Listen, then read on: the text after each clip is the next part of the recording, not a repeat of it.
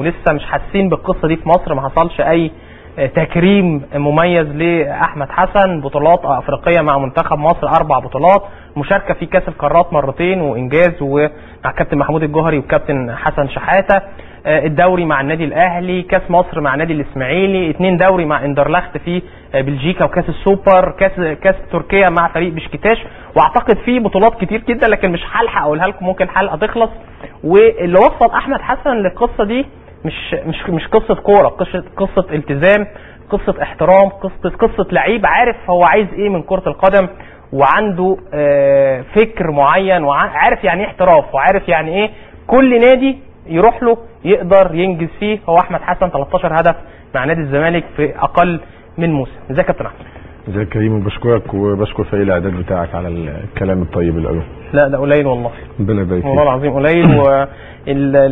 يعني نادر لما بنشوف لعيب بيوصل الالقاب دي، وما شاء الله على المستوى الدولي والمستوى المحلي ومستوى الاحتراف، ويبقى لسه عنده طموح وعايز احمد حسن حتى وهو في اخر 2 3 وهو بيلعب كرة قدم عايز يسيب صورة كويسة، وعنده لسه الدافع، وعايز ياخد بطولات، وعايز يبقى من اللعيبه المميزين دايما داخل الملعب سواء مع نادي الزمالك او مع المنتخب. هو الحمد لله رب العالمين. طبعا يعني اهم حاجه ان الناس ما تعاقبناش على الطموح ده، يعني الناس يعني الحمد لله دايما الواحد هي بتبقى رساله قبل كل شيء. يعني الواحد دايما بيحاول ان هو دايما يوجه رساله للشباب الصغيرين، يوجه رساله لكل الناس ان المساله مساله عطاء جوه الملعب، مساله انك انت طالما انت عندك اهداف وعندك طلعات وعايز تنجح، ايه المشكله؟ يعني الناس ليه الناس تيجي تقول لك لا بقى خلاص ولا مش عارف. يعني دايما بيبقى في عقبات بتقف قدامك، بس دايما ناجحين كده. يعني دايما لما بيبدا ينجح دايما تلاقي ناس كده هم اعداء النجاح، ودايما تلاقي ناس اللي هم عايزين كده يوقفوك، تلاقيهم يطلعوا دايما ويتكلموا وخلاص وكفايه والسن ومش عارف ايه والكلام ده. انما بالعكس دي بتدي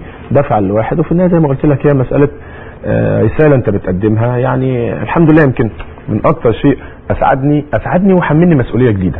يعني كلام طبعا اكيد الاستاذ ممدوح عباس بعد المباراه اني بيشيد بيا وبيقول لك اني رقم سنه مش رقم الفانيلا، ده سنه الحقيقي.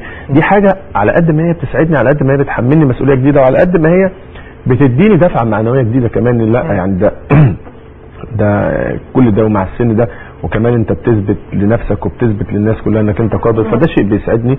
وزي ما قلت لك هي رساله في الاول وفي الاخر. شايف احمد حسن في الكوره، يعني مش عايز اسالك السؤال ده ولكن عشان برضه تقول للناس اللي هي بتقول كفايه والسن والكلام ده، ولكن ما شاء الله مستوى، شايف احمد حسن قدامه قد ايه في كره القدم؟ لا هو قدامي قد ايه يمكن انا ما اقدرش احدد، لان هو طبعا على حسب ما انت قادر، وزي ما انت قلت في الاول هي المساله مساله التزام، ومساله انت عارف ايه اللي ليك وايه اللي عليك، ايه الواجبات اللي عليك وايه الحاجات اللي ليك اللي انت تعملها، انك انت تبقى موجود اطول فتره ممكنه وبتأدي بشكل كويس. انما هي انا اللي انا اتمناه ان انا وانا ببعد عن كره القدم ان انا ابعد وانا في التوب. بالظبط، ان انا وانا كويس جوه الملعب، الناس ما بتقوليش خلاص بقى كفايه، انت فاهمني؟ فده اللي انا بتمناه ان شاء الله. ولكن قد ايه ما اعرفش، يعني اوقات كتير بيجي بيراودني فكره ان انا خلاص بقى كفايه، وان يعني ارتاح بقى وانت اتحرمت كتير واديت كتير. حرمت كتير ودي نقطه مهمه. طبعا ملذات الحياه، الخروج والعيله والسهر والاكل، الحاجات دي كلها اتحرمت منها عشان توصل لكده. مش بالشكل اللي انت بتقوله، ولكن لازم في حرمان في وقت كبير. لاني انا بقول دايما رياضي مش لعيب كره القدم بس، رياضي بشكل عام هي راس ماله هي صحته. طبعا انك انت تركز كويس، انك انت تنام كويس، انك انت تتمرن بشكل كويس، كل الحاجات دي كلها بتبعدك عن الاجواء الطبيعيه، بتبعدك عن انك انت مش بني ادم عادي. يعني ما بتاخدش حقك الطبيعي اللي الناس كلها ممكن في اي وقت بتقدر تسافر، ممكن في اي وقت بتقدر تاخد ولادك لا يعني لا، احنا في التزامات وانضباط والكلام ده كده. فهو ده اللي وصلنا، او هو ده اللي وصلني ان انا اقدر اكمل لحد دلوقتي، رغم ان يمكن تعرضت للاصابه في وقت كان صعب جدا جدا جدا وفي سن صعب، ولكن قدرت الحمد لله ان اتغلب عليها. انما يعني اتمنى ان شاء الله باذن الله ان انا اكمل اطول فتره ممكنه، ان انا احقق طموحاتي واحقق اهدافي، وفي النهايه كده يعني بغض النظر عن اي شيء الحمد لله انا بقول ان ربنا اعطاني حاجات كتير اكتر ما كنت يعني اتخيلها، ومع ذلك بجتهد لاني انا بحب دايما ان انا اكون مجتهد، وبحب دايما ان انا اعمل حاجه يعني مختلف. الناس لا والله يعني زي ما بقول لك كده ان في السن ده والكلام ده وكده. انا مبسوط جدا جدا لما الناس تقول لك بيجي مثلا اصغر من ناشئ صغير بيجي يعني بيبذل مجهود كبير، فده شيء بيسعدني وده شيء بيخليني دايما ان انا ابقى حاسس ان انا عايز اعمل افضل وعايز اعمل اكتر. فاتمنى ان شاء الله ان ربنا يوفق، واكيد هيجي اليوم طبعا لازم هبعد فيه على المستطيل. اكيد طبعا. طيب بعد ما تبعد عن المستطيل الاخضر هتكون ترجع له تاني كمدرب ولا شايف نفسك بره التدريب يا كابتن؟ لا ده انا الحاجه يعني اصل هي في ناس كتير تقول لي يعني انا لما باجي بتكلم مع ناس وكده بقول لهم ان انا يعني حابب ان انا اشتغل مدرب والكلام ده وكده. ففي ناس تقول لي ليه وجع الدماغ وضغط وشغله التدريب وكده. ما هو في ناس كده هي ما تقدرش يعني انا من النوع اللي ان شاء الله باذن الله هشتغل في التدريب. انا حابب ده يعني حابب زي ما حاسس ان انا زي ما نجحت كلاعب كره قدم هنجح ان شاء الله انا اكون مدرب، رغم ان ممكن ناس كتير تكون شايفه مثلا يقول لك ايه والله الاداره والله مش عارف ايه، انما لا يعني انت ان شاء الله هترجع كمدرب، بس ان شاء الله يعني بعد عمر طويل كده ولسه مستمر في وهنفسك في الاعلام. في الاعلام لا والنبي ابعد عن الاعلام خلينا ناكل عيش.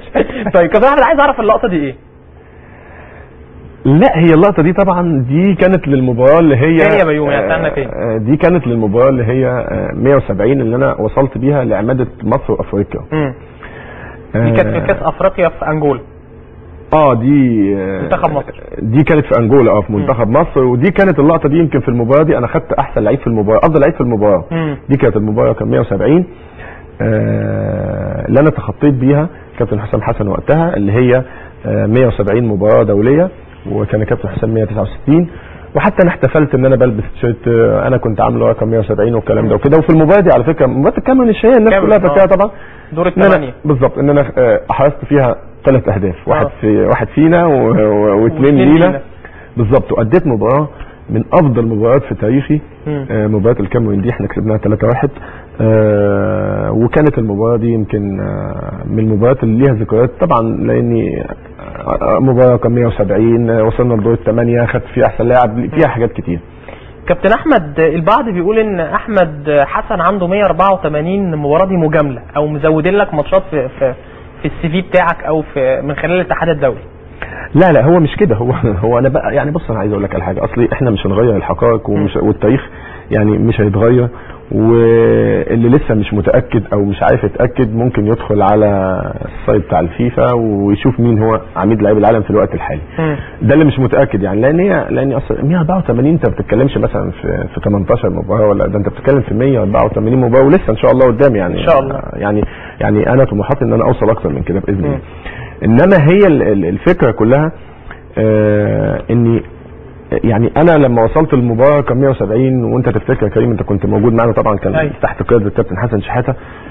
في المباراه دي بالتحديد اللي بس يمكن بيتقال ان انا وصلت لعماده لاعبي العالم مجامله او الكلام ده كله،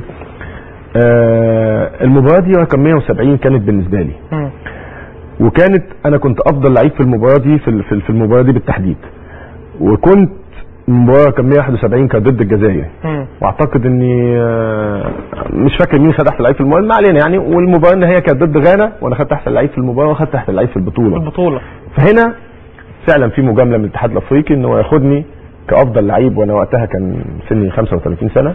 في مجامله من الكابتن حسن شحاته ان هو يختارني ان انا اكون موجود في المنتخب، دي حقيقه فعلا. وكابتن يعني منتخب مصر. لا يعني عايز اقول لك ان فين المجامله هنا وانت بتاخد احسن لعيب في افريقيا؟ زعلك الكلام ده؟ والبعض برضه من اللاعبين القدامى قالوا يا كابتن احمد حسن اكيد طبعا بيزعلني، لان في النهايه الموضوع هو مش شرف لاحمد حسن بس، هو شرف لكل المصريين كلها. ان احنا يبقى عندنا عميد لاعبي العالم زي ما موجود كان الكابتن محمد دعيع هو عميد لاعبي العالم السعودي، وكان السعوديه كلها بتفتخر بيه. وخليني اشكر الراجل برضه، لان يمكن هو اتصل بيا في احد البرامج وبارك لي على الهوا، فكان شيء يعني زي ما بقول لك ان ده شيء شرف لكل المصريين، مش لاحمد حسن بس. كويس هو بيجيب لنا طبعا حاجات. ده ماتش نيجيريا، واعتقد ان كانت يعني زي ما بقول لك كده ان الموضوع كانت البدايه، وهنا ما كانش فيه يعني. هنا لو انت النهارده بتتجامل تاخد احسن لعيب في افريقيا في وسط كل العمالقه اللي موجودين وقتها، ايتو ودروبا ولاعيبه كتير قوي كانوا موجودين، ولاعيبه غانا كمان. وبعد كده عايز اقول لك حاجه، انت عارف من ضمن الحاجات يا كريم سبحان الله يعني، لولا الاصابه اللي جات لي طبعا، والحمد لله على كل شيء يعني، او الرباط الصليبي طبعا، انا كان زماني متخطي ال 200 مباراه في الوقت الحالي، يعني لولا الاصابه دي يمكن انا غبت فتره طويله عن المنتخب حوالي 6 شهور، واتلعب فيهم اكتر من، انت فاكر مباريات حوض النيل والكلام ده وكده، كل دي مباريات دوليه. لو انا كنت شاركت في المباريات دي كان اعتقد ان انا دلوقتي معدي ال 190 195 مباراه مرتاح جدا. فعيب قوي ان حد يجي النهارده يقول لك ايه يعني في بعض المجاملات والكلام ده وكده، وفي الاخر انت عارف انا قلت ايه يعني. حتى لو كنت اتجاملت مش مشكله، عندنا عميد لعيب العالم دلوقتي لاعب مصري، حتى لو كنت اتجاملت، وده ما حصلش، لان النهارده انت دايما مجهودك هو اللي بيفرضك على اي حد، والدليل على كده ان الناس اللي بتشوف هي اللي بتقيم. بالظبط. طيب كابتن احمد، دايما بنشوف تكريم عميد لاعبي العالم من خلال مباراه الاتحاد الدولي، شفنا جوزيف بلاتر بيكرم لاعبين قبل كده في الملعب، ما شفناش كده ليه مع احمد حسن لغايه دلوقتي؟ يعني هو للاسف ان يمكن هي جت في توقيت زي ما بقول لك تأتي الرياح بما لا تشتهي السفن، يعني على قد ما كنت مستني اللقب ده، وعلى قد ما كنت بجتهد وبسعى ان انا اوصل لحاجه زي كده تبقى حاجه فخر ليا وفخر لكل المصريين، انما هي جت في توقيت برضه كانت الظروف فيه صعب، كانت صعبه شويه طبعا، مش عشان ماتشات كمان، يعني ظروف الثوره طبعا، وظروف كانت احداث بورسعيد، احداث طبعا الناس اللي توفوا في مباراه الاهلي وبورسعيد، كل دي كانت احداث فكانت مخليه الموضوع. انا حتى ما فرحتش باللقب، يعني انا حتى ما لحقتش افرح بيه، لاني كان وقتها كلنا حزانه طبعا على الاحداث اللي حصلت، وكلنا كنا في حاله حزن وكده، فيمكن دي مش عايز الوم على حد، يعني انا مش عايز اقول طبعا الاعلام كله، بالعكس يمكن ناس كتير قوي ادتني حقي، وناس كتير قوي كانت سعيده بان انا وصلت للقب، وكان في ناس طبعا اكيد ما كانتش بتهدف لده او بتسعى لده، او كانت نفسها طبعا ان انا ما اوصلش لحاجه زي كده، انما مش عايز اقول الناس ما عطنيش حقي، لا، كناحيه اعلاميه خدت حقي طبعا، انما هي كناحيه تنظيميه كاتحاد كوره كحفله كماتش كمباراه كالكلام ده كله، مش عايزين نلوم على حد، لان التوقيتات كانت صعبه شويه، وانت كان في مصر انت مش قادر تلعب مباراه وديه بدون جمهور، صح، فكانت الامور ان شاء الله باذن الله، يعني لسه الدنيا موجوده وانا ما زلت موجود في الملعب، وان شاء الله يكون موجود. من شويه كان معايا كابتن ضياء السيد قبل ما حضرتك تخش معايا كابتن احمد، وسالته احمد حسن هل في حاجه بره الكوره بتمنعه ان هو يكون في منتخب مصر؟ انا حسيت ان احمد حسن بعد عن المنتخب كده يعني فجاه. انا سمعت طبعا كابتن، عايز اعرف القصه، هل فعلا يعني سمعت الكابتن ضياء وبيتكلم طبعا، هو يعني الكابتن ضياء يعني لازم يبقى فيه كلام، فيه نوع من المجامله شويه، او نوع من يعني الدبلوماسيه شويه. لا طبعا هو بغض النظر عن انا بعيد عن المنتخب او موجود في المنتخب، طبعا انا منتخب طلبني ان انا اكون موجود، طبعا اكيد هكون موجود، ولكن انا المهم ان انا اكون موجود وليا دور في المنتخب. انت عارف طبعا انا ما احبش ان انا اكون موجود في المكان لمجرد ان انا يكون اسمي موجود في المكان بس، لو هيكون ليا دور في المنتخب هكون موجود، انما في علامات استفهام كتير، يمكن انا حتى لما كنت موجود في حاجات كتير الواحد بيبقى مستغربها شويه، يعني تلاقي مثلا انا بشارك في المباريات وبلعب بشكل اساسي وبلعب مع ناديه وبحقق نتائج والكلام ده وكده، ممكن ما اكونش موجود في المنتخب، على الرغم ان في ناس ممكن ما تكونش بتلعب خالص في انديتها، او ما بتشاركش، او ما بيلعبوش، بيبقوا موجودين مثلا كاحتياطي والكلام ده وكده، وممكن يكونوا متواجدين في المنتخب. ممكن الفكر بالنسبه للجهاز الفني كابتن احمد اللي هو عايز يجدد وعايز يعمل لعيبه المستقبل المنتخب في سنتين ثلاثه. ما انا بقول لك انا اصل انا عايز اقول لك، اصل المنتخبات غير الانديه شويه، يعني المنتخب انت بتاخد اللعيب الجاهز، اللعيب اصلي، ما هو اصلي،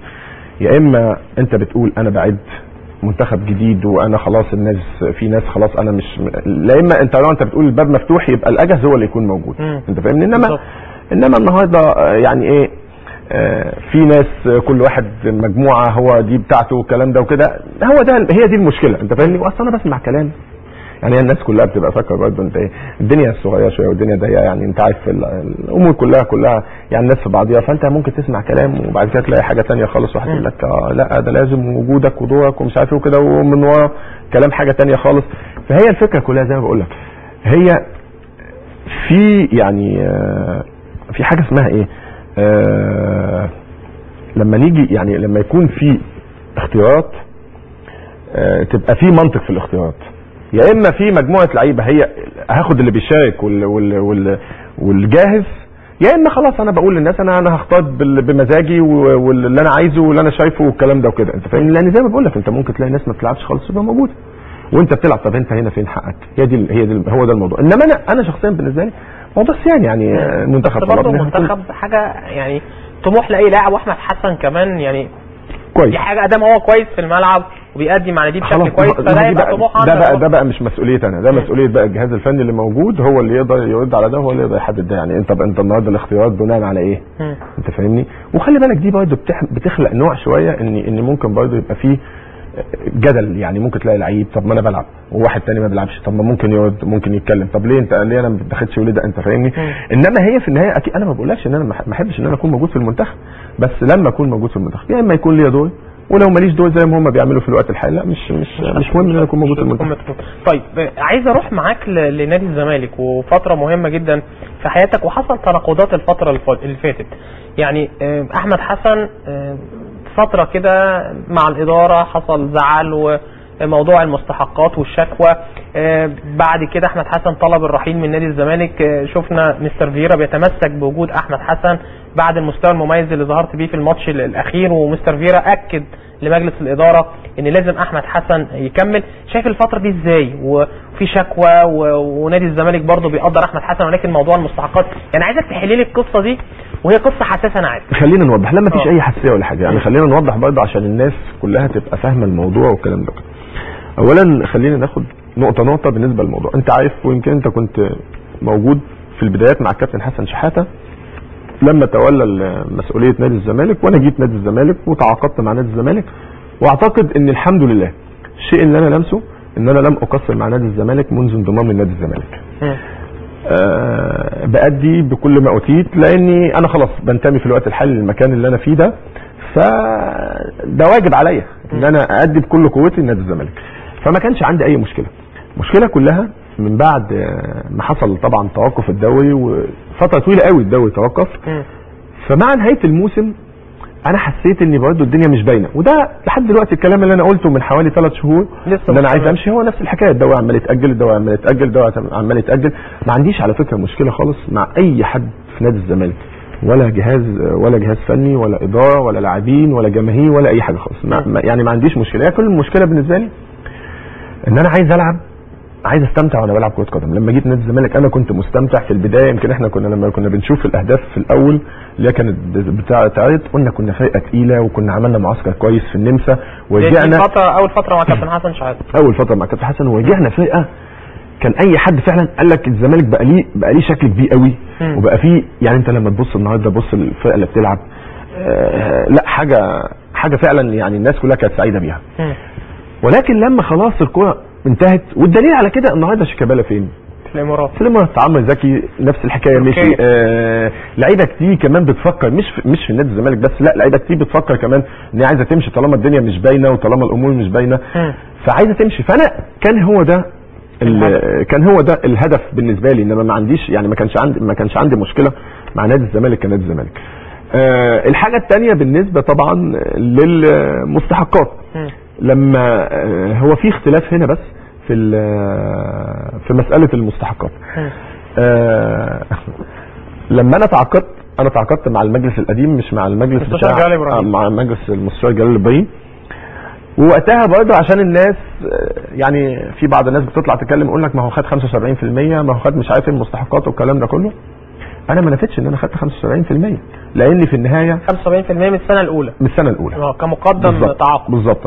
وانا ده على فكره انا كلام ما نفيتوش، يعني انا ما طلعتش نفيت مثلا قلت لا انا ما خدتش والكلام ده، لا انا خدت 75%، ولكن انا عقدي والعقد شريعه المتعاقدين. انا طالما تعاقدت، طالما بلعب في النادي، وطالما بأدي واجباتي وبأدي دوري، يبقى يجب ان النادي كمان يوفي التزاماته تجاهي. فانا بقي لي ال 25%. وعلى فكره 25% للناس عماله تتكلم، وبعد كلام بيطلع برضه من نادي الزمالك ان دي نسبه المشاركه والكلام ده وكده. انا ما عنديش نسبه مشاركه في السنه الاولانيه في العقد بتاعك، ما عنديش نسبه مشاركه. يعني لازم تاخد ال 100% كاملين. والعقد بتاعي لما ترجع فيه الناس برضه، حتى لان برضه لسه برضه نادي الزمالك مصمم ان انا العقد بتاعي فيه 25%. لما ترجع للعقد بتاعي، طبعا انا كنت في جلسه اتحاد الكوره النهارده ودي برضه احكي لك عنها. انا عندي العقد بتاعي دفعات على 10 شهور. فانا فضلت منتظر سنه كامله ما طلبتش باي حاجه، لاني انا مقدر ظروف النادي، ومش نادي الزمالك بس، مقدر الظروف اللي بتمر بيها البلد كلها. تمام. وما كانش عندي اي مشكله. انما لما جه مع نهايه الموسم وفضلت ان انا امشي وكده، فانا طبعا كان في الاول طبعا بلغت حماده انور الاداري، وقلت له ان يعني يبلغ الاداره ان انا حابب ان انا امشي، وكلمت كابتن اسماعيل يوسف لما كان موجود في الوقت اللي هو بعد ما كابتن حسن مشي. انا عايز امشي، وان انا حاسس ان انا مش هبقى مرتاح في الجو العام في مصر لان الدنيا مش باينه والدنيا مش واضحه. فانقلوا الصوره للناس وكده.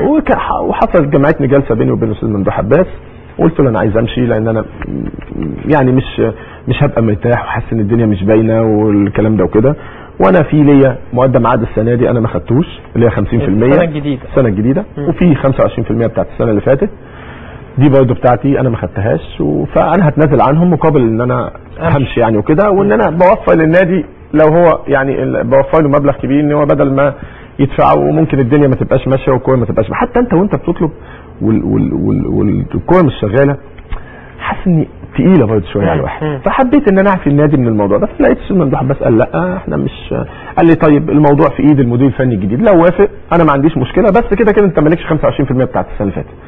فقال ليه طيب ماليش 25%؟ قال لك لا عشان دي نسبه مشاركه. قلت له كده كده انا ما عنديش نسبه مشاركه، وتقدر يا استاذ ممدوح ترجع ل دكتور اشرف صبحي، وتقدر ترجع للدكتور عبد الله جورج، وتقدر ترجع للكابتن طارق غنيم، واعتقد انك انت كنت عارف ان هم دول الناس اتفاوضوا معايا بالظبط. كنت بكلمك على طول وعارف المفاوضات ماشيه بالظبط. انا ما عنديش نسبه مشاركه، والدليل اللي مكتوب في العقد انا كنت وقعت على اللائحه، واللائحه دي انا بالنسبه لي ممكن لان اللائحه بتبقى واقعه كتير، فهي لائحه تنظيميه، حتى انا مش عارف مين اللي خد قرار اللائحه في مصر ان في يبقى في لائحه طالما في عقد، والعقد بيتكتب فيه كل الشروط. يعني ايه لائحه؟ اللائحه دي في كل الانديه اللي لعبت فيها في العالم كله، مش عارف هل الانديه اللي في العالم كلها متخلفه واحنا بس اللي اكتشفنا حاجه يعني.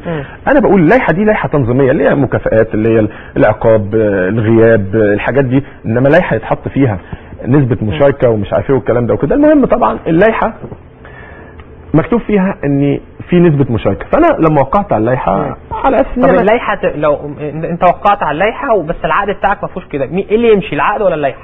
هو انت لما تيجي النهارده تبعت تشكي في الاتحاد الدولي هتبعت ايه؟ العقد. تبعت العقد، تبعت اللائحه، بس انت ماضي على اللائحه. ماضي على اللائحه. ما انا هقول لك بغض النظر يعني دي انا برضه هرجع لك ليها عشان برضه نريح الناس لو انت عندك اي فاصل او حاجه. لا هو في فاصل بس لسه ما تخلص النقطه دي. طيب ماشي. فهو انا لما جيت قعدت مع الاستاذ ممدوح واتكلمنا فقال لي لو انت عندك خبره اعلاميه برضه حسيت كده ان في فاصل يتخاف منك.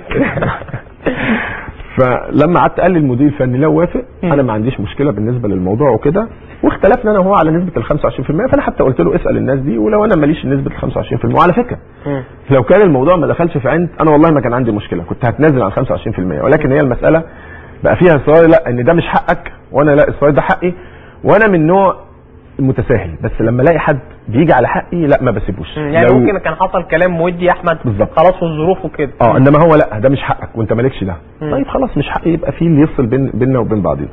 فطبعا انا قعدت مع المدير الفني وقعدت مع مستر فيرو، وراجل تفهم موقفي ان انا راجل النهارده قدامي سنه او سنتين هلعبهم، فانا محتاج ان انا العب بشكل منتظم والدنيا مش باينه والكلام ده وكده. وراجل تفهم موقفي وقال لي خلاص انا هوصل وجهه نظرك للاداره، وانا ما عنديش مشكله انك انت ممكن تمشي ومفيش اي مشكله بالنسبه لي. وعلى فكره انا معايا جواب بالكلام ده من مستر فيرو، لان في ناس طلعت قالت لك لو احمد حسن معاه جواب يطلعه والكلام ده وكده. انا لما بتكلم حاجه بتكلم حاجه ورقه من مستر فيرو انت لو الاداره وافقت مفيش مشكله. انا مش من النوع اللي ممكن اتكلم كلام وانا مش يعني ايه مش واثق 100%. مش واثق 100%. يعني انا لو مش واثق 100% مش انا الحمد لله ببقى عارف انا بقول ايه، وببقى حريص جدا على كل كلمه بتطلع مني، لاني انا دايما بحس ان انا مسؤول، فكل كلمه بيبقى فيه عليا مسؤوليه. ففي ناس طلعت وقالت لك طب لو معاه يطلعها وكده، انا موجوده معايا. بس مين يعني من النادي؟ من النادي طبعا. فانا موجوده معايا، بس انا حريصا على الاحترام المتبادل بيني وبين مسؤولين في مستر فيرو او مستر فيرو، اني انا ما ينفعش ان انا احرج الراجل بالشكل ده. وعلى فكره اللي هو صبري اسراج شاف الجواب اللي انا واخده من مستر فيرو. على فكره انا برضه عشان ااكد اللي هو صبري اسراج لما قعدت معاه ان انا واخد جواب من راجل ان هو ما عندوش مانع ان انا ممكن ارحل من الزمالك. فراجل وصل وجهه نظره لنادي الزمالك ان احمد حسن خلاص انا ما فيش مشكله بالنسبه لي ان ممكن يمشي والكلام ده وكده. وبعد كده تجاهل بقى مش عايز اقول لك، يعني اكلم اي حد طيب ومفيش بعد كده طب يا جماعه رد عليا ولا لا ولا لا، يعني قولوا لي يا اما همشي يا اما تقولوا لا والله احنا متمسكين بيك وادي مستحقاتك والكلام ده وكده، واحنا لا متمسكين بيك بس ادي مستحقاتك او هندي لك مستحق. مفيش اي رد ومفيش اي حاجه خالص. ومع ذلك فوجئت بشكوى مقدمه ضدي من نادي الزمالك وانا اللي ليا حقوق ان انا متغيب وممتنع عن المران. انت تغيبت فتره يا كابتن احمد؟ انا ما اتغيبتش غير يومين، ويومين كانوا باذن من الجهاز الفني او مش يعني خلينا نقول ان انا اتكلمت مع راجل، انا كنت موقوف ماتش مازيمبي وماتش تشيلسي، كنت موقوف ماتشين، فبالتالي انا مش هكون موجود معاهم، وكانت ايام عيد كان اخر رمضان، فانا اتكلمت مع راجل ان انا كده كده انا مش هكون موجود في الماتشين الجايين، فانا هاخد اجازه والكلام ده وكده. فاخدت اجازه يومين، وهو راجل كان مدي يومين بعد الماتش اجازه للناس كلها. 4 بس اجازه مش يعني 2 لاحمد حسن بس يعني. بس هم انا ما اعرفش خلوهم لا، وبعد كده ايه ده اللي كتب الجواب بقى المستشار القانوني لنادي الزمالك اللي كتب الجواب. يعني عارف انت في حاجه والله لذيذ قوي، كتب لك تغيب اللاعب عن المران لحين تاريخه، لحين تاريخه دي بقى اللي هو ايه يعني فاتح بقى يعني لحد ما يوصل الجواب وصل بقى بعد اسبوع، وصل 2 بعد 3، حتى لو انت في التدريب. على الرغم من حاجه غريبه جدا ان انا موجود، وفي اعلاميين بيبقوا موجودين بيغطوا المران، وكل يوم انا موجود، فحسيت بسوء نيه هنا ان في حاجه مش طبيعيه. طب ليه؟ طب انا موجود وحقوقي اللي ليا في نادي الزمالك ما طلبتش بيها لمده اكتر من سنه وشويه، وفي الاخر كمان نادي الزمالك يقدم شكوى ضدي يقول ان انا متغيب عن المران، فحسيت بسوء نيه هنا او في حاجه مش مظبوطه. فانا تقدمت بشكوى حفظ للحقوق بتاعتي بناء على الشكوى اللي تقدم بها نادي الزمالك ضدي. بس انا هاخد لك جزء واحد بس بالنسبه للائحه. فانا لما مضيت على اللائحه فيها نسبه المشاركه والكلام ده وكده، ولكن انا عندي عقد بيقول ان في 1/9 1/10 1/11 1/12 1/1 كل المفروض ان في دفعات انا باخدها على كل شهر. طب انت لو انت النهارده بتقول ان انا نسبه مشاركه، ودايما العقود اللعيبه المصريين طبعا لما سالت عرفت ان نسبه المشاركه دي بيحصل ايه، ان تحجز نسبه 25% لاخر الموسم لغايه ما نشوف اللعيب لعب قد ايه بالظبط كده. انت فاهم؟ طب انت ما كتبتهاش ليه في العقد ان تحجز 25% لنهايه الموسم لو انت بتقول ان في نسبه مشاركه؟ عقدك في الاهلي كان مختلف؟ يعني كان مختلف لاني كان كل الشروط اللي موجوده في العقد. يعني اللائحه انا زي ما بقول لك اللائحه دي كان مختلف، حاجه تنظيميه يعني انا بقول، وده في العالم كله على فكره. لكن انت كنت بتتعامل بعقدك. بالظبط، انا بتعامل بالعقد. والدليل على كده ان انا بقول لك لو في نسبه 25%، طب ما كان اولى ان النادي لو انا حتى اخطات وانا فايض لوحدي، هل النادي الزمالك النهارده فيه مستشار قانوني وفي اداريين وفي مسؤولين وفي ناس مطلعين هينسوا حاجه زي كده؟ ان هو يقول لك النهارده نسبه ال 25% تحجز عند اللعيبه كلها موجوده، تحجز 25% لنهايه الموسم لحين الاطلاع على المشاركه من عدد، دي بتبقى مكتوبه كده. طب انت ما كتبتهاش ليه في العقد عندي؟ العقد موجود طبعا والناس كلها يعني في اتحاد الكوره طبعا. انا كنت في التحقيق النهارده. ده حصل ايه النهارده؟ طيب ده موضوع، بس انا بقول لك عشان موضوع اللائحه والكلام ده وكده، وفي النهايه العقد هو الاساس وليست اللائحه. اللائحه دي حاجه مكمله بالنسبه للعقد، لان النهارده انا لما اجي اشكي في الاتحاد الدولي بشكي بالعقد ما بشكيش باللائحه، انما هي اللائحه مكمله، مش هقول لك انها مش مكمله. وان كان ان انا اصلا انا كده ماليش 25%، اصلا ما عنديش نسبه مشاركه. انا السنه الاولانيه ما عنديش اصلا نسبه مشاركه من الاساس. وان كان لما نيجي بقى نرجع لنسبه المشاركه بتاعتي، انا شاركت في 15 من اصل 16 مباراه اللي هم مباريات الدوري اللي احنا لعبناها لغايه قبل ما الدوري يقف، ومباريات الكاس كلها لحد النهائي انا لعبت مباريات الكاس بالكامل. فتيجي النهارده انت لما تقدم حاجه زي كده برضه ده حقك. الدوري وقف، الدوري اتلغى، الدوري اتاجل، دي مش مشكلتي انا كلاعب كوره او مشكلتنا احنا كلاعيبه كوره، لان الاتحاد الدولي لما بعت الاتحاد المصري لكره القدم، خلي بالك انا لما بكلمك انا سائل على ماكش كده كلام يعني فهلوه. بالظبط. لما بعت الاتحاد المصري للاتحاد الدولي ان النشاط توقف لاسباب ومش عارف ايه والكلام ده وكده، وحته يعني هل هنا نقدر ان احنا نخصم جزء من مستحقات اللعيبه، الانديه تقدر تخصم جزء من مستحقات اللعيبه، جه جواب موجود، يا ريتني كنت جبته لك معايا، موجود معايا طبعا. جه جواب من الاتحاد الدولي رد قاطع العقد شريعه المتعاقدين، ومفيش حاجه اسمها تلغي نسب من نسب مشاركه او عامه من اللعيبه، لان دي مش مشكله اللعيبه ان الدوري يتاجل الدوري يتوقف، دي مش مشكله، وده قاطع، ده موضوع قاطع. يعني معنى ذلك ان انا لو جيت حسبت نسبه المشاركه بتاعتي هتلاقيني انا شاركت نسبه 95 او 97% من نسبه المشاركه بتاعتي، يعني يحق ليا برضه ال 25%. بس انا برضه انت بتفهمنا القصه دي عشان الناس ما تحسش انت مادي. بالظبط. يعني دلوقتي انت بتفهمني ان ايه حقوقك بالظبط. لا هي مساله حقوق، هي مساله حقوق، مش لان انا بقول لك المساله دلوقتي اللي ممكن حد يتفرج يقول لك احمد حسن يعني ماسك في ال 25% والفلوس وما شاء الله احمد الكلام ده يعني حلو. انا عايز اقول لك على حاجه. هو انا النهارده لما الحمد لله انا وصلت او انا الحمد لله ربنا مديني والكلام ده وكده، هو ده مجهودي وبفضل من عند ربنا سبحانه وتعالى، مش وده انا بتعب عشان كده. والدليل على كده ان انا راجل النهارده ملتزم بعقدي مع نادي الزمالك. انا على فكره انا كنت ممكن اقدم الشكوى بتاعت نادي الزمالك دي وافضل قاعد في بيتنا طيب. لحد ما يفصل فيها. اسلام صادق جاب لي على التليفون حماده انور، كابتن حماده انور مدير الاداري نادي الزمالك برضه. حماده حبيبي يعني حماده حبيبي بس هو مظلوم في الموضوع. اخبارك ايه؟ ازيك يا صاحبي؟ ازيك يا حمود عامل ايه؟ عامل ايه يا حبيبي؟ الله يخليك. انا قلت لك يا حماده ما تجي، مش عايزك انت تيجي في الوش، مش مصدقني انت. بنتكلم على موضوع الشكوى وكابتن احمد حسن بيشرح لي القصه اللي مكتوب في عقده وموضوع نسبه المشاركه والكلام ده. ويعني هو كابتن احمد كمان مش يعني قبل الحلقه بيقول لي مش حابب اتكلم في الشكوى بس عايز افهم الناس ايه القصه. وفي نفس الوقت هو طبعا لاعب في نادي الزمالك وبيعتز بنادي الزمالك جدا وبيقول لي ببذل كل الجهد. فعايز اعرف برضو القصه من ناحيه نادي الزمالك ايه، ان كابتن احمد حسن دلوقتي بيقول لي ان هو اتفاجئ ان في شكوى كمان ضده من نادي الزمالك مقدمها لاتحاد الكوره. بص يا كابتن كريم، طبعا احنا بنعتز ان كابتن احمد حسن بيلعب في نادي الزمالك واحنا بنحترمه جدا وهو اضاف لنادي الزمالك كتير. كابتن احمد حسن بيتكلم طبعا على مستحقاته الماليه. هو بيبص ان هو اتفق مع، يعني ساعتها كان في مجلس اداره مختلف عن مجلس الاداره الموجود حاليا. فكانت الجلسه اللي بتجمعه بين الدكتور عبد الله والكابتن طارق غنيم والدكتور اشرف صبحي ساعتها ان هو مش هيبقى في نسبه مشاركه، وبناء عليه ال 25% الاخيره اتحطت على شهور. تمام. في اللائحه طبعا، اللائحه بتقول ان هو لازم يكون شارك 80% من عدد المباريات. احنا على فكره يا كابتن كريم هو الاختلاف مش كبير. ليه؟ انا عامه بعد كل موسم ببعت لاتحاد الكوره، اتحاد الكوره قول لي عدد المباريات اللي انا اقدر احسب عليها نسبه المشاركات بتاعت اللعيبه. تمام. لو جيت اتحاد الكوره بعت لي ان المشاركات هتتحسب على الدور الاولاني بس، مثلا ان انا لعبت 15 ماتش، باجي احسب لكل لعيب لعب قد ايه بناء على ال 15 ماتش هي نسبتي ال 100%.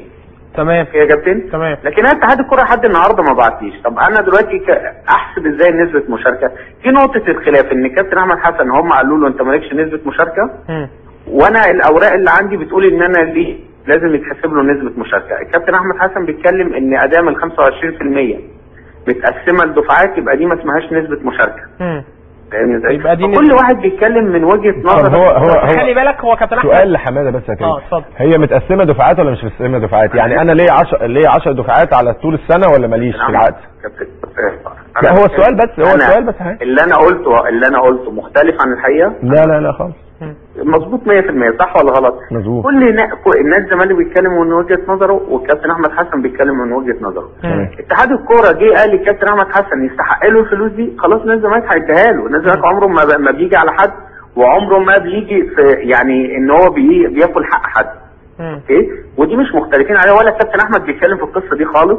الكابتن احمد راجل ملتزم جدا، بيحضر التمارين، ما غابش ولا تمرين في الفترة اللي فاتت ديت. راجل لعب معانا ماتش اخر مباراة، ملتزم، الراجل متمسك بيه جدا، مجلس الادارة متمسك بيه جدا وبيحترمه جدا، وان شاء الله الموضوع ده هيتحل يعني في خلال الايام اللي جاية دي ان شاء الله. ان شاء الله. طيب يعني تمام الامور في انتظار اتحاد الكرة، لكن برضه كابتن احمد حسن بيقول لي ان ده مكتوب في العقد يا حماده، ملوش علاقة باللائحة والموضوع على دفعات. انا قلت لك يا كابتن كريم دي وجهه نظر نادي الزمالك ودي وجهه نظر الكابتن احمد. هو بس احنا عايز ايه؟ انا عايز يعني ان احنا حسن لعيب كبير ونادي الزمالك نادي كبير. الموضوع مش محتاج ولا اتحاد، يعني مع احترامي اتحاد الكوره او كده. ان شاء الله نادي الزمالك هيخلص الموضوع مع الكابتن احمد الفتره اللي جايه دي ان شاء الله. ان شاء الله كابتن حماده. وبرضه خلي بالك يعني عايز اطمن منك على موقف النادي بالنسبه لموضوع ان احمد مجدي اللاعب الجديد وعبد الواحد السيد اللي هو المفروض يتحط في القائمه الثانيه، ان اتحاد الكوره موقف القيد لغايه ما الزمالك يدفع فلوس اللعيبه او مستحقات اللاعبين القدام، ان هو هاني سعيد ووجيه عبد العظيم واكثر من لعيب. لا هاني سعيد هاني سعيد بتاع اللعيب اللي كان عندي ورهان مقص. بالظبط. طبعا يا كابتن كريم انت الموضوع ده موجود من بدايه فتره القيد الثانيه. بس ان شاء الله يعني هو طبعا اللعيبه دي هتاخد حقوقها، وان شاء الله انا قلت كناس الزمالك ما بياكلش حق حد. الفترة اللي جاية ان شاء الله هتتحل باذن الله، وتبقى اللعيبة دي متواجدة من اول مباراة في الدوري. تمام كابتن حماده، بشكرك شكرا جزيلا. وقبل ما نطلع فاصل بس عشان اقفل الحتة دي يا كابتن احمد، يعني هل مشكلتك الوحيدة دلوقتي المستحقات مع نادي الزمالك؟ احنا بص، انا يعني هو انا طبعا هي زي ما قلت لك الجزء ده والجزء المستحقات الجديده طبعا بتاعه الموسم الجديد زائد حته التجاهل بقول لك اللي انا لقيتها ان مفيش حد بيرد عليك ومفيش حد يعني ايه يعني النهارده انا بسمع الموضوع هيتحل وان شاء الله الامور هتتحل والكلام ده وكده انما مفيش حاجه بتتحل. والدليل على كده على فكره انت عارف النهارده انا كنت موجود والمفروض ان يكون في حد موجود من نادي الزمالك اتحاد الكوره في للتحقيق النهارده لان التحقيق كان انا والمفروض ان حد من مسؤولي نادي الزمالك. نادي الزمالك اللي طلب ان هو يأجل ليوم 28 وبشكل غريب جدا يعني لان المستشار القانوني غير موجود لان على الرغم ان الموضوع مش محتاج مستشار قانوني ممكن محاسب ممكن المدير الاداري كابتن حماد انور ممكن كان يبقى موجود يعني ممكن يكون كان اي حد موجود. وفوجئت ان برضه طلع اني انا اللي ما حضرتش الكلام ده امبارح وبناء عليه احنا طلبنا التأجيل لان اللاعب لم يحضر. وانا النهارده كنت موجود ومفيش اي حد جه ولا اي حد سأل ولا اي حد رد على الشكوى. والطبيعي ان الشكوى بتاخد اسبوع وتاني اسبوع بيبدا يبعت الاتحاد الكوره للنادي والنادي بيبدا يرد. ما تردش على الشكوى لحد دلوقتي ولا باي حاجه ولا كتابيا ولا شفويا ولا اي حاجه خالص. والنهارده المفروض كان في تحقيق ما حدش برضه حضر. انا حضرت طبعا التحقيق وطلبت انا عايز اعرف موقفي ايه يعني في الوقت الحالي. وعلى فكره انا عايز اقول لك عشان الناس بس ما تبقاش زعلانه والناس تقول لك ايه زي ما انت قلت من شويه ماديه ومش ماديه والكلام ده وكده. انا بدي حقوق نادي الزمالك ولا بديش حقوق نادي الزمالك يبقى انا لما دافع عن حقوقي ده حقي مش دي حاجه ما تزعلش حد. طالما انا بوفي التزاماتي تجاه النادي يبقى حق النادي عليه حق النادي ان هو كمان يوفي التزاماته. انا عايز اقف في الحته دي عايز تمشي من نادي الزمالك عشان مستحقاتك مش عشان مستحقاتي. انا على فكره لما كنت عايز امشي المساله طيب دلوقتي انا عايز اعرف انت عارف انت لو سالت باب القيد اتقفل انت لو سالت لا دي ما فيش فيها مشكله. دي ما فيش فيها مشكله على فكره يعني برضه عشان لو النادي يعني لو النادي حطني في زنقه حاسس ان الراجل متمسك انا والله ما عندي مشكله وانا انا عايز اعرف النقطه انا سعيد بالتمسك ده ومبسوط جدا والله وما عنديش اي مشكله ان انا اقعد. بس اهم حاجه ان انا حد يحل معايا انما ما افضلش انا قاعد كده ولا احنا بنحل ولا احنا عمالين نغازل في بعضينا. يعني انا النهارده بقول انا مبسوط بتمسك النادي الزمالك جاي ونادي الزمالك وكلام استاذ ممدوح عباس ان احمد حسن وقيمه وكلام حماده واني اضاف لينا والكلام ده كل الكلام ده كويس. بس احنا عايزين حلول ايجابيه مش حلول ان احنا عمالين نغازل في بعضينا والموضوع ينتهي. لاني انا راجل ملتزم وبأدي وفي نفس الوقت انا ماشي في الاتجاه بتاعي اللي هو بحفظ حقوقي ودي حاجه ما تزعلش حد. يعني انا مش عارف ليه الناس دايما بتزعل انك انت تدور على حقوقك او تزعل انك انت زي ما انت بتدي. ما انت طبيعي انك انت لازم كمان تاخد حقوقك بالكامل. فهي المساله مش مساله ماديه على فكره. يعني هي المساله مش مساله ماديه قد ما هي انا طلبت ان انا امشي النادي رفض. انا كنت عايز اعفي النادي من مستحقاتي لو مبلغ النادي رفض. طب ما معنى ان النادي رفض ده يعني لازم هو كمان يوفر لي مستحقاتي. انت فاهمني؟ هو الموضوع ده. والموضوع كمان عارف انت لو في حد مثلا جه طب تعالى نقعد طب تعالى نتفاهم طب تعالى نتفاوض طب الكلام ده كله انما ما فيش اي حاجه. يعني ما فيش اي حاجه. انا قعدت في معسكر دي مشكله نادي الزمالك. احنا قعدنا في معسكر قعدنا معسكر اكتوبر لمده 10 ايام احنا قاعدين في المعسكر الصبح والليل وتمرينات وكل حاجه. ليه ما جاش حد مثلا يجي يحل المشكله ويشوف المشكله والكلام ده وكده؟ انت فاهمني؟ وما ما فيش اي حاجه تمت والكلام ده وكده. يعني لو الموضوع اتحل اتمنى ان يتحل. اتمنى يتحل قبل ما يحصل تصعيدات اكتر من كده. يعني انا اتمنى الموضوع يتحل لان في الفتره الجايه بعد التاجيل يوم 28 لا ما فيش تاجيل يوم 28. لا هو هم طلبوا يتاجل تمام لكن لحضور المستشار القانوني. انما هو المفروض اتحاد الكوره يفصل لان هو ليه 15 يوم. امتى الفصل في القصه دي؟ هم اللي المفروض الاسبوع الجاي طبعا ده المفروض ان دلوقتي عدى اكتر من شهر. المفروض 15 يوم وبيفصلوا في الشكوى بتاعتي. عدى النهارده اهو دلوقتي احنا داخلين في حوالي شهر. ونادي الزمالك كمان طالب ان هو ياجل 15 يوم كمان. هتتكلم شهر ونص. لا المفروض ان طيب فرضا ان احمد حسن لجنه شؤون اللاعبين حكمت لاحمد حسن ان هو يفسخ عقده مع نادي الزمالك هتعمل ايه؟ خلي بالك انا المساله مش مساله ان انا اتحطيت في الكورنر واتزنقت والكلام ده وكده. انا ما عنديش مشكله. انا بص مش هاخد اتجاه لما يكون عندي البدايل. يعني انا مش هاخد اي اتجاه الا لما يكون عندي البدايل وانا عارف انا هعمل ايه. انت فاهم؟ فما فيش مشكله. البدايل ايه دلوقتي؟ كل الدول قفلت باب القيد. لو انت عايز لو حصل يعني والموضوع تطور في حاجات بتتم انك انت بتقدر تاخد انك انت عقدك يعني في حاجات بتتم. خلينا يعني حاجات قانونيه بتتم مفيش فيها مشكله. بس هو جميل نادي الزمالك عايزه تطمن برضه عايزه تعرف احمد حسن. انا بقول لك انا ما عنديش اي مشكله والله. انا موجود يا رب ان شاء الله باذن الله الكوره ترجع وانا مستمر مع نادي الزمالك واديت الموبايل اللي فات بشكل كويس وادتني دفعه اني ان شاء الله ادي بشكل كويس. بس في نفس الوقت انا كمان عايز احل مشاكلي، انا مش عايز اقعد طول الوقت انا حاسس ان انا يعني الموضوع بالنسبه لي فيه مشكله. طيب نطلع فاصل عشان طولنا كتير جدا في النقطه دي وعندي اسئله كتيره جدا للكابتن احمد حسن. نطلع فاصل ونرجع تاني. وانا تفهمت وجهه نظره، هو مش موضوع المستحقات. هو احمد حسن ما كانش شايف ان في رؤيه واضحه ان في دوري هيتعمل. احمد يعشق الكره، يعشق الملعب، عاوز يفضل يلعب. فدي كانت المشكله عنده، ان هو مش شايف ان في رؤيه لعوده الدوري. فهو فضل ان هو يطلع بره في الدوريات الاوروبيه على اساس ان يبقى في مجال ان هو ينزل الملعب. هو حابب دي، يعني ده عشقه اللعب، فهو عاوز يفضل في هذا المجال يلعب. لو كان شايف ان في رؤيه حقيقيه، ده انا بكلمك الكلام اللي هو قاله لي واللي وصلني منه، لو شايف ان في رؤيه حقيقيه للعوده النشاط عمره ما هيفكر يخرج بره. مفيش شك ان احمد من اللعيبه الممتازين جدا، واللعيب لسه عنده المقدره ان هو يدي في الملعب يعني، وهو لسه عقده مع نادي الزمالك ساري يعني. وبعدين خلاص دلوقتي احنا جينا زي ما قلت لك كل اللعيبه متأيده، مفيش خط جديد، فاللي موجودين معانا دلوقتي هم دول اللي هيبقوا موجودين معانا ان شاء الله في الموسم القادم باذن الله. احمد ده حسن نموذج ونجم ومعبر رائع جدا فني جوه الملعب، وكل يوم هو موجود في الملعب هو بيربي اجيال وبيوري شباب وبيحفز اللاعبين في مصر. احمد حسن كنز موجود عندنا بنستمتع بيه، بنستمتع بروحه، بأدائه، بانتمائه، بذكائه، بدعمه للمجتمع المصري، بحضوره المميز في اي حاجه هو موجود فيها. بني ادم رائع، انا عارفه عن قرب، شخصيه رائعه، لاعب رائع جدا تستمتع بيه في الملعب، روح الله اكبر عليه، عنده رئه خاصه جدا وشخصيه رائعه جدا. اخر لمحه ليه في ماتش الاهلي لما اعترض على اللاين مان وبعدين اتكسف من تاريخه مع نفسه، فراح راجع يقول لللاين مان ما تزعلش مني احنا حبايب. احمد حسن فلتة موجودة في حياتنا الرياضية، واعتقد بنستمتع بيه، واعتقد حقق القاب وانجازات هو يفخر بيها، ومش هو بس، كلنا كل اللي بيحبوا مصر يفخروا بانجازات احمد حسن، لان كلها لمصر حتى مش ليه.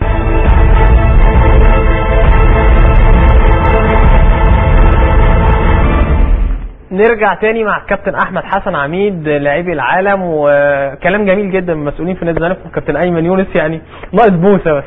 والله يعني انا بشكرهم كلهم والله يعني بجد. لا يعني كلامهم بشكل كويس جدا طبعا، يعني ليك تقدير كبير يا كابتن احمد. والله بص ده اهم حاجه والله، يعني انا لسه بقول لك دلوقتي خلاص بقى، يعني الموضوع كده انتهى خلاص يعني. لا والله يعني ده شيء انا يعني بشكرهم طبعا للتقدير، وكل الناس اللي اتكلموا طبعا يعني انا بشكرهم، وبالاخص طبعا اكيد الكابتن ايمن يونس، لان زي ما هو بيقول لك هو صديق ليا قبل ما يكون طبعا راجل اكبر مني وقيمه كبيره، انما هو صديق يمكن ويعرفني كويس. فانا بشكره على كل الكلام ده، واتمنى لهم ان شاء الله باذن الله التوفيق في المهمه بتاعتهم، ويا رب ان شاء الله باذن الله يعني يرجعوا بنادي الزمالك للبطولات تاني ان شاء الله. طيب عايزين نتكلم شويه في الكوره، يعني الفتره اللي فاتت مع نادي الزمالك كابتن احمد حسن كان متواجد الموسم اللي فات كاس مصر، والزمالك خسر كاس مصر في النهائي الدوري، وكان المنافسه قويه جدا، حرصت حدود الاهلي الزمالك والنقط كانت قريبه لغايه ما الدوري اتوقف. الزمالك بعد كده في افريقيا وصل وكان مشواره صعب، وعدى افريكا سبورت ويانج افريكانز في الاول، وبعد كده المغرب الفاسي، يانج افريكانز، افريكا سبورت، المغرب الفاسي، وكانت ماتشات كلها يعني الناس كانت مبسوطه ان الزمالك لاول مره بقى له فتره كبيره بيوصل لدوري المجموعات. وبعدين حصل دروب، وكابتن حسن شحاته خسر ماتشين، تشيلسي والنادي الاهلي، وبعدين كابتن اسماعيل يوسف مسك ماتش مازيمبي، وبعدين فييرا جه اتغلب ماتش وتعادل ماتش، وبعدين الماتش الاخير مع النادي الاهلي. يعني عايز اعرف، يعني انت كلاعب كبير وعندك خبرات ولعبت في حتت كتير، ايه اللي حصل في نادي الزمالك الفتره اللي فاتت؟ ناخدها كده كمرحله مرحله. هو في ظروف، يعني في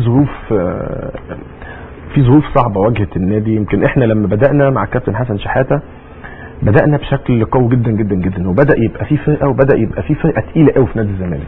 يعني انت لما تيجي تتكلم على تشكيل مثلا في مباراه وادي دجله، انت بتتكلم على قدام عمرو زكي وشيكابالا وفي حسين حمدي، وكان احمد جعفر بالظبط، وكان في احمد جعفر يمكن نزل الشوط الثاني، ونص الملعب بقى انت بتتكلم كان في مجموعه لعيبه كويسه، وعملنا معسكر اعداد قوي جدا جدا جدا في النمسا اللي هو بتاع السنه الاولى وكلنا استفدنا بيه. ورجعنا لما بدانا ماتش وادي دجله، وبدانا ماتش بعد كده الجونه، وبدانا بعد كده ماتش الحرس الناس، وبعدين امبي، حتى ماتش امبي كان مميز، احنا كنا الاقرب والافضل طبعا، وكنا احنا الاحق ببطوله الكاس. فالناس بدات تحس ان بقى لا في فريق قوي نادي الزمالك، في فريق يعني وكله كان حابب ان هو يظهر بشكل كويس. مع الوقت ومشينا في الدوري بشكل كويس، مع طبعا انت عندك حصل بعض الخسائر من امبي واتحاد الشرطه يعني برضه في الدوري. بص الدوري انت مش ممكن هتفضل ماشي كويس، لان الدوري ده 30 مباراه انت بتلعبها، مش بتلعب، احنا لعبنا منهم 15 مباراه بس، فانت كان لسه باقي عندك 18 مباراه لسه هتلعبهم. ففي ناس هتخسر وفي ناس هتقع وفي ناس هتكمل والكلام ده. بس كان الفرق قريب يعني، نقطتين مع الحرس، نقطه مع الاهلي، الامور كانت قريبه. اقصد مجموعه اللعيبه اللي كانت موجوده عندك تساعدك، لان دايما بقول ايه، الفرقه مش مجرد 12 او 13 لعيب بس، الفرقه لازم يكون في عندك 17 18 لعيب كلهم مفيش فرق مين يغيب مين ما يغيبش، مين موجود مين مش موجود، دول كلهم مهمين. فده كان موجود في نادي الزمالك في الوقت ده. عايز تقول لي حاجه على؟ لا انا بتفرج على الجول الاول ليك مع نادي الزمالك السنه اللي فاتت. فاقصد ان لازم يكون في مجموعه لعيبه كويسين تكون موجوده، وده كان موجود عندنا يعني، اضاف لينا رزاق كمان بقى فريق كويس قوي قدام، فبقينا عندنا شكل كويس نادي الزمالك. مع الوقت طبعا ومع توقف الدوري بدات تحصل المشاكل بقى. طبعا الانديه كلها بدات تعاني ماديا. نادي الزمالك يمكن كان فيه عقود كبيره شويه، فدي برضو صعبت الامور، عملت ضغط على اداره نادي الزمالك طبعا على امور نادي الزمالك. فكملنا بشكل كويس يعني، احنا عدينا يانج افريكانز، وعدينا افريكا سبورت، وعدينا المغرب الفاسي، ولكن بدانا الموسم الجديد اعداد طبعا مفيش اعداد خالص. وده انت يعني اصلي برضه انت عارف انت ايه، لما بتفضل تلعب ماتشات كل اسبوعين او كل 3 اسابيع ماتش، مش هي دي اللي هتوقفك على رجليك زي ما بتلعب كل 4 ايام او بتلعب كل 5 ايام. ايوه، فطبيعي انك انت لعيب حتى مفيش الدوافع مش موجوده يعني. انا لو انا هلعب كل اسبوعين 3 الدوافع بتاعتي مش موجوده، هقول ايه؟ طب قبل الماتش، ما كل واحد العقليه بتاعته مختلفه عن الثاني، يقول لك قبل الماتش اطمن ب3 4 ايام كويس، عشان انما لو انت بتلعب كل 3 4 ايام المنافسه موجوده والكلام ده كله. فطبعا لما بدانا ما عملناش فتره اعداد كويسه. حصل طبعا قبل فتره الاعداد حصل بعض المشاكل، موضوع شيكابالا وكابتن حسن شحاته واستقاله كابتن حسن شحاته، وبعدين الاستاذ ممدوح عباس رجعه يعني كان في بعض الحاجات اللي اثرت على الفرقه من وجهه نظري يعني. بالظبط، ما هي دي من ضمن الحاجات طبعا. لان بص عايز اقول لك على حاجه، اولا شيكابالا لاعب مميز ولاعب مهم، لما نخسره برضه دي حاجه صعبه، ولكن شيكابالا اخطا. وانت كنادي انت بتحاول تحافظ على مبادئ واحترام لنادي، وفي نفس الوقت انت عندك 30 لعيب بتتعامل معاهم، فانت مش عايز اللعيبه كلها الله طب ما هو فلان اخطا وما تعاقبش، طب ما هو بتدي مساحه للجميع ان هو ممكن يخطئ وكده. فدي من ضمن برضه الحاجات اللي طبعا غياب شيكابالا اثر علينا. عمرو زكي طبعا كان المفروض ان هو كان في شكوى وما كانش بصفه، ما كانش موجود بشكل مستمر، ده برضه قلل علينا. ازاي توقف 4 ماتشات؟ فانت بقى عندك الفرقه قلت يعني، الفرقه قلت. انت وبالاضافه لكابتن حسن كان مش مبسوط نفسيا، انا بقى اللي بقول لك يعني ما هو يعني نفسيا طبعا هو ما كانش حاسس ان هو مرتاح، لان كان في ضغوط طبعا، في ضغوط حواليه والكلام ده وكده. بس انا زي ما بقول لك كل الحاجات دي برضه ممكن يعني احنا لو كنا عملنا معسكر كويس ومعسكر اعداد افضل من اللي احنا عملناه، مش افضل، احنا ما عملناش اصلا معسكر اعداد، اعتقد ان احنا كان هيبقى شكلنا افضل من كده بكتير. لان انت لما رحت لعبت تشيلسي هناك انت كسبان 1-0 وبعد كده كسبان 2-1 والماتش خلص منك في اخر في دقيقه حاجه و90 بالظبط. فاقصد انك انت لو واقف على رجليك كان ممكن الماتش ده يخلص ليك انت كسبان وانت مرتاح خالص. برضو يعني ماتش الاهلي احنا كنا كويسين، ولكن برضو حته عامل اللياقه البدنيه اللعيبه مش قادره توصل للمعدل اللي هو انك انت تلعب 90 دقيقه في ماتش قوي في بطوله قويه، الكلام ده كله ده برضو دي من العناصر اللي اثرت علينا. خلاص بقى انت خسرت الماتش الاولاني وخسرت الماتش الثاني، فنفسيا بدا برضو تطلع تلعب مازيمبي، ماتش برضو مش سهل. ايوه مازيمبي فرقه خلاص وصلت قبل النهائي، فاكيد فرقه كويسه، من فرقه كويسه. فنفسيا الموضوع بقى صعب. خلاص صعب انك انت تحاول بقى ترجع وكده، وطلعنا طبعا عدينا ماتش يعني كويس في مازيمبي، مش وحش، انما برضه خسرنا، فخلاص انت بدات تبعد خالص. وجي تولى المسؤوليه مدير فني جديد، بتمنى له كل التوفيق، راجل محترم، راجل محترم. بيقولوا كمان ماركو اللي معاه مدرب كويس قوي كاحمال. هايل يعني من الحاجات انا شخصيا ان انا اظهر في ماتش الاهلي العب 90 دقيقه، على الرغم ان انا بقالي اكتر من شهر ونص ما بشاركش في المباريات. يعني اخر مباراه كانت مازيمبي، وبعد كده لعبنا مباراتين بعد، يعني لعبنا مازيمبي هنا تاني، مازيمبي وبعد كده تشيلسي. انا بقالي اكتر من شهر وشويه ما لعبتش، فده ياثر عليا. ولكن يعني انا شخصيا استفدت منه ان انا اقدر العب مباراه 90 دقيقه بالشكل القوي ده بالمجهود ده. لا طبعا هو هايل يعني بصراحه مخطط احمال. وده على فكره اللي كان بينقص الكابتن حسن شحاته في الوقت اللي هو كان موجود فيه، ان الامور الفنيه، يعني الامور الفنيه دي ما فيش فيها مشكله، ولكن الامور البدنيه يعني هو راجل النهارده جايب واحد معاه. دايما تلاقي اغلبيه الاجانب كده يبقى معاه حد ده تاهيل بدني او احمال. راجل بصراحه يعني لازم نديله حقه، مايكل اللي شغال مع بيرا، لان يوقف اللعيبه على رجليها، وده بان في ماتش الاهلي الاخير. بس في حاجه مهمه، راجل مدرب كويس، راجل من النوع اللي بيعرف ازاي يقرب اللعيبه مع بعضيها، والعلاقات كويسه والكلام ده وكده. انما كمان في جزء مهم، وده جزء يخص المنظومه كلها، اللي هي بقى تتمثل في الاداره، في عناصر واقعه عشان الزمالك ياخد بطوله. بالظبط. دي لازم تكتمل. انك انت النهارده الاساس في القصه كلها مين؟ هم اللعيبه. الاساس اللي يحقق نجاحات لاي حاجه هم مجموعه اللعيبه. فانت النهارده اهم عنصر ان لازم مشاكله تتحل هي مشاكل اللعيبه، وده من خلال الاداره. فالنهارده لو جبت مدير فني عالي جدا جدا جدا، بس النهارده لعيبه دماغها في حاجات تانية، ما اعتقدش انك انت تقدر تحقق حاجه. فده اللي احنا بنتمناه ان شاء الله باذن الله، ان المشاكل اللي كانت موجوده برضه نظر الناس، لان مفيش موارد، ومفيش دوري شغال، ومفيش طبعا عائد البث والكلام ده وكده. انما ده مهم، يعني العنصر ده عنصر مهم انك انت تحل مشاكل اللعيبه. عشان شايف حضرتك ان الازمه الحاليه بالنسبه لنادي الزمالك، مش عايز اقول تتمثل في الاداره عشان ما يتقالش ان احمد حسن بيهاجم الاداره، لا مش، ولكن تتمثل ان اللعيبه لازم يكون مركز في الملعب بس، بالظبط، ما يبقاش عنده مشاكل خارجيه. وطبعا المشكله الاكبر وهي المستحقات. على فكره برضه عشان انت المساله، انا ما بهاجمش اداره ولا حاجه، انا في الاخر بلاقي العذر، يعني بوجد العذر للناس، بقول ان ما فيش، يعني الامكانيات مش موجوده وكل الانديه، يعني هياخدوا الكلام ده، انت عارف الدنيا. انا بحاول برضه اوضح عشان ما اول ما هنطلع هتلاقي احمد حسن يهاجم المنتخب، واحمد حسن يهاجم اداره نادي الزمالك. الموقع انت عارف الناس بتاخد كل واحد على ايه، يعني كل واحد بيطلع يتكلم اللي على هواه، اللي بيحبك بالظبط، واللي مستني لك هيطلع. انما هي المساله احنا ما بنهاجمش حد، ولكن انا بتكلم بتتكلم في علاج نادي الزمالك كلاعب احترفت ولعبت في انديه كتير جدا، وانت حاسس ان دي مشكله نادي الزمالك. ده مش علاج نادي الزمالك، انا ما بقولش ده علاج نادي الزمالك، ده علاج اي منظومه عايزه تنجح. انا ما بتكلمش على نادي الزمالك ولا بتكلم على اداره نادي الزمالك، انا بتكلم على اي منظومه تنجح. الاساس في مقاومه، في مقاومه. فانا النهارده لازم تحل مشاكل الناس دي، مشاكل اللعيبه دي، قبل ما تبدا موسم جديد، عشان يبقى انت النهارده، عشان هقول لك على حاجه، هل النهارده تقدر يعني انت النهارده في القناه وما بتاخدش حقوقك، هيجي رئيس القناه يقدر يحاسبك؟ اذا كنت ما بتديش حقوقك هتحاسبني ازاي؟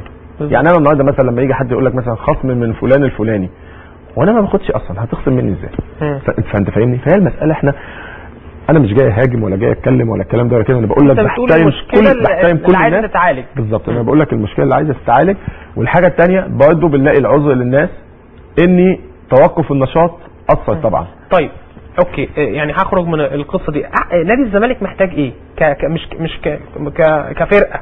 يعني شايف النادي الزمالك ناقصه ايه؟ الناس بتقول بعد رحيل شيكابالا الزمالك في حاجه لاحمد عيد عبد الملك، وانا من وجهه نظري الماتشات اللي فاتت الزمالك بقاش عنده غير 2 مهاجمين، احمد جعفر وعبد الله الصديق كمهاجمين سترايكر. يعني في احمد حسن لاعب وسط مهاجم، في محمد ابراهيم لاعب مميز جدا، لكن برضه عشان الزمالك ياخد بطوله محتاج بعض التدعيم. لا محتاجين طبعا تدعيم. يعني انا بقول لك يعني من الحاجات اللي اثرت على فكره، يعني في ناس كتير مثلا تقول لك ايه، طب ما هو نفس المشاكل اللي انتوا بيمر بيها مثلا النادي الاهلي، ومع ذلك النادي الاهلي يعني الامور الماديه والاجواء والكلام ده وكده، بس النادي الاهلي حريص على مجموعه اللعيبه اللي موجوده بقى لها فتره طويله، هي نفس اللعيبه. في اضافات عليها بسيطه بس اضافات قويه. لا اضافات بيضاف ليها كمان، انما هي نفس المجموعه. احنا عندنا لا افتقدنا عدد، يعني افتقدنا مجموعه لعيبه مميزه جدا جدا. يعني شيكابالا لاعب مميز جدا ومهم جدا جدا لنادي الزمالك، عمرو زكي لاعب قوي جدا جدا وافضل فراوده موجوده في مصر كلها. رزاق كمان اللي احنا المشكله انهم كلهم مشوا بسبب مشاكل خارجيه عن الكوره بالظبط يعني رزاق وعمرو زكي مشاكل ماديه، شيكابالا موضوع مع الكابتن حسن والاداره والفيلم ده بالظبط. فانا اقصد ان كل دي قوه بالنسبه لك انت بتفقدها فكل دي بتاثر عليك زي ما انت بتقول. النهارده محتاجين تدعيم. طبعا احمد عيد لاعب مهم جدا جدا جدا وهيكون اضافه، لان انا زي ما قلت لك هي الفكره مش فكره ان ممكن احمد عيد يكون موجود في مكانه 2 3 بس لعيب مهم، لانك انت محتاج، انت لما بتمشي في منافسه وفي بطوله محتاج اللي يزودك، حتى لانك انت بتتعرض لاصابات، بتتعرض لايقافات، للكلام ده كله. محتاج اكيد زي ما انت قلت طبعا فرويد قدام، لان احنا ما عندناش دلوقتي غير احمد. طب ليه الزمالك ما يحلش مشكله رزاق يعني؟ هي مشكله بسيطه، بعض المستحقات الماليه ومبلغ صغير يعني اعتقد 70 الف دولار، ولو الزمالك عايز يشتري مهاجم تاني هيتكلف اكتر من كده. هو بص انا عايز اقول لك على حاجه، في حاجه زي ما انت بتقول، هي المشكله كمان مش في كده، المشكله ان يجب حل. لجنه الكوره خدت توصيه كمان باستمرار رزاق. يجب حل مشكله رزاق، مش عشان رزاق يستمر او يمشي، عشان رزاق النادي الزمالك ما يفقدوش، لان هو من حقه انه يفسخ عقد، لو هو ليه فلوس هو من حقه انه يفسخ عقد، وبالتالي النادي الزمالك لا يستفيد منه ماديا وهياخد حقوقه بالكامل من نادي الزمالك. فلازم النادي الزمالك ياخد باله من النقطه دي، لازم الاداره في نادي الزمالك تاخد بالها، لان النهارده انت لو ما عالجتش النقطه دي، اولا من حقه انه يفسخ عقده وهياخد مستحقاته بالكامل، وفي نفس الوقت انت ما استفدتش منه. لو انت عايزه هاته، وبعد كده ابدا انت تسوقه حتى عشان تبيعه وتستفيد منه وتقدر بفلوسه انك انت تجيب لعيب تاني مكانه جديد، انت فاهم؟ انما لو سيبنا الموضوع كده ممكن الاسبوع الجاي ولا حاجه تلاقيه فسخ عقده وانتهى الموضوع وكده. طيب نطلع فاصل ونرجع تاني، وهسالك بقى حاجات بره الزمالك، حاجات كتير جدا عن فرصه النادي الاهلي في دوري ابطال افريقيا، عن منتخب مصر للفتره اللي جايه وعنده ماتشين مع البرازيل وتونس، عن موضوع محمد ابو تريكه ورايك فيه كعميد لاعبي العالم ومن يعني افضل اللاعبين واكبر اللاعبين في مصر، وصداقه اكيد قويه جدا مع محمد ابو تريكه. نطلع فاصل ونرجع تاني مع الكابتن احمد حسن.